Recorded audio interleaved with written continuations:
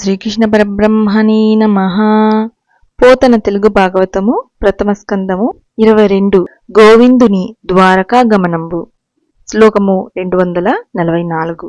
బంగారు కలశాలతో ప్రకాశించే ఎత్తైన మేడలు కలది, కలహంసలతో కాంచనవర్ణ కమలాలతో అలరారే అగర్తల చుట్టు కలది, చుక్కలు తాకే చక్కని తోరణాలు, పండ్లు, పువ్వులు, చివుళ్ళు, మొగ్గలతో నిండిన లతాకుంజాలు, పంక్తుల పంక్తుల వృక్షాలు కలది, రత్నఖచిత ప్రాకారాలు కలది అయిన ద్వారకా నగరాన్ని తామర రేకుల లాంటి కళ్ళున్న శ్రీకృష్ణుడు సమీపించాడు.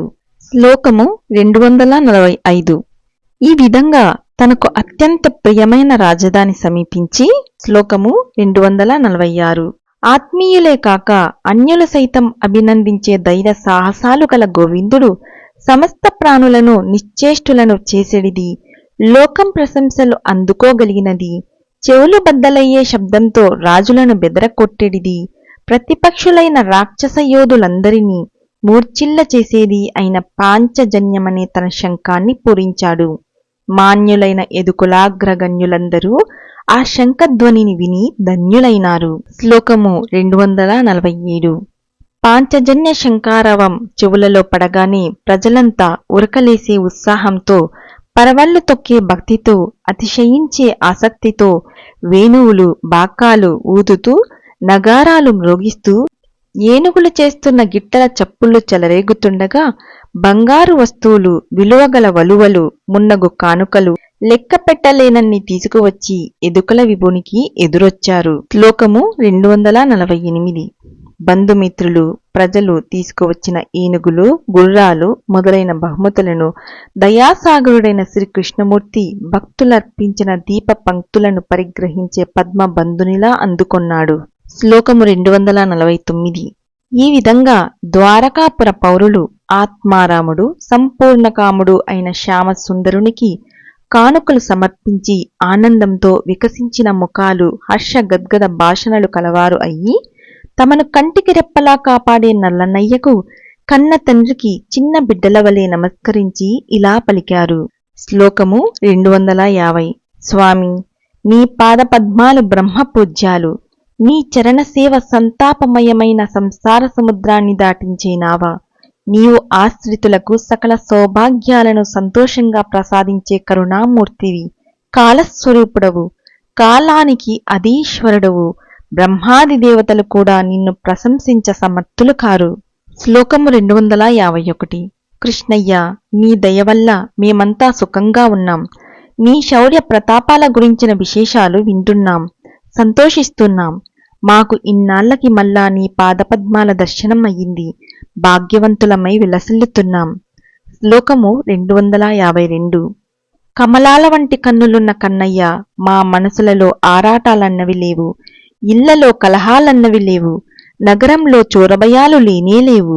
అయినా కూడా నీవు దూర ప్రాంతాలకు వెళ్ళినప్పుడు నీ వియోగాన్ని సహించలేమయ్యా. శ్లోకము 253. తండ్రులందరికీ తండ్రి అయిన బ్రహ్మదేవునికి నీవు తండ్రివి, మా అందరికీ తండ్రివి, తల్లివి, దైవానివి, భర్తవు, మిత్రుడవు, గురుడవు, సమస్తము నీవే. ఎవరూ కూడా నీలాగా ప్రజలను పరమానందభరితులను చేసి ధన్యులను చేయలేరు. దేవతలైనా మాలాగా నీ ముఖపద్మాన్ని వీక్షించి కృతార్థులు కాలేరు. గమనిక: తండ్రులు 5. తన్ను కన్నవాడు, ఉపనయనము చేసినవాడు, చదువు చెప్పినవాడు, విపత్తున కాపాడినవాడు, అన్నము పెట్టి పోషించినవాడు. శ్లోకము 254. ప్రభు, నీవు మాటి మాటికి హస్తినాపురానికి వెళ్తున్నావు. అలా వెళ్ళినప్పుడల్లా ప్రతి నిమిషము మాకు 10,000 సంవత్సరాలలాగా అనిపిస్తున్నది. అందుచేత మా ద్వారకా నగరాన్ని వదిలి ఎక్కడికి వెళ్లకుండా ప్రేమగా ఇక్కడే ఉండిపోవయ్యా నల్లనయ్యా. శ్లోకము 255. సూర్య భగవానుడు పశ్చిమ పర్వతం చాటుకు పోయినప్పుడు జగత్తు అంతా అంధకార బంధురమైనట్లు నీవు కానరాకుంటే మేము కటిక చీకటిలో పడి కొట్టుమిట్టాడుతుంటాము. శ్లోకము 256. ఈ విధంగా ద్వారకానగర ప్రజలు పలుకుతున్న భక్తిబంధురమైన మధుర మంజులాలాపాలు వీణుల విందుగా వింటూ, కరుణతో ఆర్ద్రాలైన కడకంటి చూపులను కురిపిస్తూ మురిపిస్తూ తన ఆగమనం విని మిక్కిలి అనురాగంతో సంభ్రమ వేగంతో స్నాన భోజన శయనాది నిత్యకృత్యాలు కూడా పరిత్యజించి ఉగ్రసేనుడు, అక్రూరుడు, వసుదేవుడు, బలభద్రుడు మున్నగు పెద్దలు, ప్రద్యుమ్నుడు, సాంబుడు, చారుదేష్టుడు, గదుడు మొదలైన యదువీరులు ఏనుగులు, గుర్రాలు, రథాలు అధిరోహించిన వారై ఐరావతం వంటి ఒక భద్ర గజాన్ని ముందుంచుకొని సూతులు, నటులు, నర్తకులు, వందిమాగదులు మొదలైన వారి మంగళ భాషణాలతో భూసురోత్తముల ఆశీర్వాద వేద నినాదాలతో వీణ, వేణువు, నగార, తప్పెట, శంఖం, బాక మొదలైన వాద్యధ్వనులతో నానాలంకారాలు ధరించి రథాలపై కూర్చున్న వార కాంతల కమనీయ గానాలతో ఎదురువచ్చారు. వారందరినీ శ్రీకృష్ణుడు వందనాలతో, అభివాదాలతో, కౌగిలింతలతో, కరస్పర్శలతో యథోచితంగా గౌరవించాడు.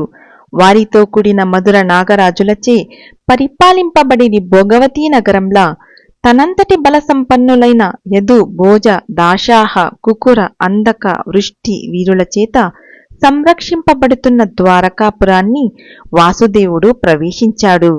ఆ మహానగరం ఎల్లకాలములందు కోకొల్లలుగా ఉండే అంకురాలతో, పల్లవాలతో, కొరకాలతో, కుట్మలాలతో, కుసుమాలతో, పండ్ల గుత్తులతో, వంగిన లతల యొక్క సమూహాలతో, విరాజిల్లే ఉద్యానవనాలతో, ఉపవనాలతో, క్రీడావనాలతో, ప్రమదవనాలతో ప్రకాశిస్తున్నది.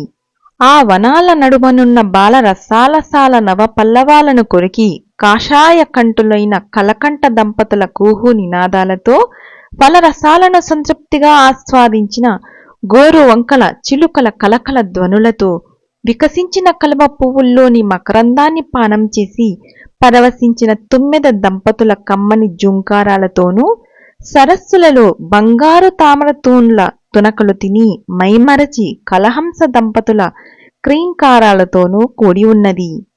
మహోన్నతాలైన మేడల గవాక్షాలలో నుంచి బయలువెడలిన కర్పూర ధూపాలు, అగరు ధూమాలు చూసి నీల మేఘాలనే భ్రాంతితో ఒడలు తెలియక పించాలు విప్పి నాట్యాలు చేస్తున్న మత్త మమూరాల కేకారవాలతో నిండి ఉంది. ఆ నగరంలోని నానా విధాలైన మకర తోరణాలతో, విజయధ్వజాలతో, వైజయంతికలతో ఆకాశంలోని నక్షత్ర గ్రహ మండలాల ప్రకాశాలు నిరుద్ధములవుతున్నాయి. మంచి ముత్యాలతో కూర్చిన రంగవల్లికలతో అలంకరింపబడ్డ మందిర ద్వారాలు, గడపలు, వేదికలు ప్రకాశిస్తున్నాయి. కర్పూరం, చందనం, కస్తూరి పరిమళించే వర్తకుల గృహాల ద్వార బంధాలు, బంగారు కల్లాపి గిండిగలతో జల్లుమని చల్లుతున్న నీటి జల్లులతో బాగా తడిసిన రాజమార్గాలు, మంగళాక్షతలు, ధూపదీపాలు, రత్నాంబరాలు మొదలైన నానా విధాల కానుకలు కనువిందు కావిస్తున్నాయి. పగడాలతో, నీలాలతో, పచ్చలతో, వజ్ర వైడూర్యాలతో నిర్మింపబడ్డ గోపురాలు, చంద్రశాలలు అంతటా ప్రకాశిస్తున్నాయి. తన మహావైభవంతో ఆ పట్టణం మహేంద్రుని స్వర్గపట్టణం అమరావతిని, కుబేరుని అలకాపట్టణాన్ని తిరస్కరిస్తున్నట్లున్నది. ఇటువంటి ద్వారకా నగరాన్ని ప్రవేశించి శ్రీకృష్ణుడు రాజమార్గము వెంట వస్తున్నాడు. శ్లోకము 257. అప్పుడు నగరంలోని పౌరకాంతలందరూ ఆయన్ని చూడటానికి ఉన్నతోన్నతమైన సౌదాలను అధిరోహించారు. ప్రతినిత్యం కన్నుల విందుగా కనుగొంటున్నప్పటికీ వారు క్రొంగొత్త కుతూహలాలతో కూడిన వారై నిక్కి నిక్కి చూడసాగారు. తమలో తాము ఆ శ్యామ సుందరుని సౌందర్య సౌకుమార్య లావణ్యమయ స్వరూపాన్ని చేతుల చాచి తమలో తాము చూపించుకుంటూ ఆనందించారు. శ్లోకము 258.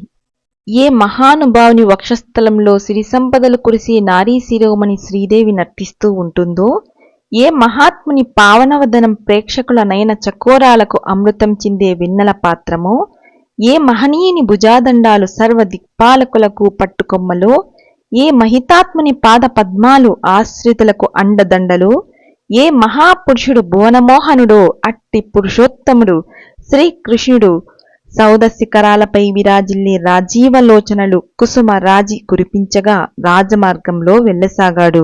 శ్లోకము 259.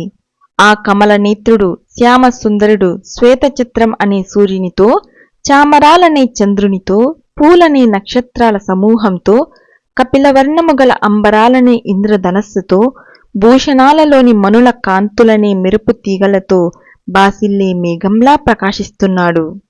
శ్లోకము 260.